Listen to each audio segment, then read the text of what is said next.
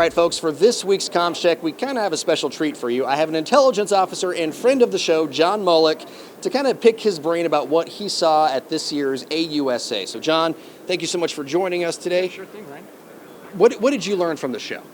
Oh, I learned a lot of things. First and foremost, drones are everywhere, right? And I think that's pretty obvious given the current landscape that we have downrange, particularly in Ukraine. But everybody wants to sell a drone. Everyone wants the newest capability, and they're all fighting in order to get that capability on the battle space. Now, and what's cool for me as an intelligence officer is a lot of these drones are within the ISR sphere. So they're trying to demonstrate their EOIR capabilities. They want to be able to fly longer. EOIR. So electro-optical infrared. So the ability to see at night, during the day. Also, we have LiDAR capability, which is able to see through clouds, those type of things. And they're trying to demonstrate how their component could be better. And this is all great for the United States and all of our allies and partners that are here as well, as we're all trying to get just a little bit better, a little bit faster, and that's really good to see. What surprised you? Is there anything that really stood out and surprised you the most out of this show? Well, I think the thing that's surprising the most is the fact they're able to get a 155 self-propelled howitzer artillery system from Sweden on the second floor of a convention center. I think that's amazing, right? If you want to talk logistics and sustainment. But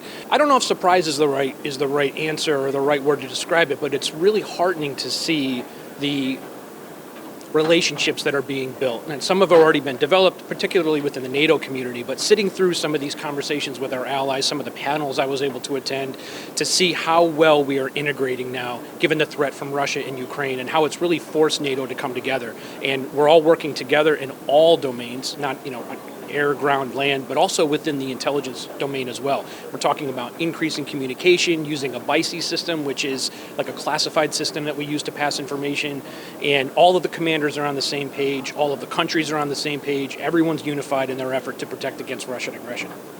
You mentioned BAE's Archer mobile artillery unit. Very impressive, obviously.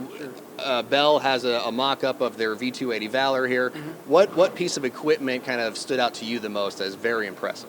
Well, the Archer for sure, and this is because in today's fight, we need to be able to shoot, displace, move, and do it very, very quickly, and the Archer can do that. Right? This is a 155 millimeter self-propelled artillery system as a whole. It has extra rounds that follow it with other pieces of equipment, but nonetheless, it's able to engage targets, fire 3 rounds, and displace within under a minute. I mean, and this is the type of capability that we need on the NATO side of the house in order to protect and defend against, again, Russian aggression, and then potentially even someday in Taiwan if that comes to it.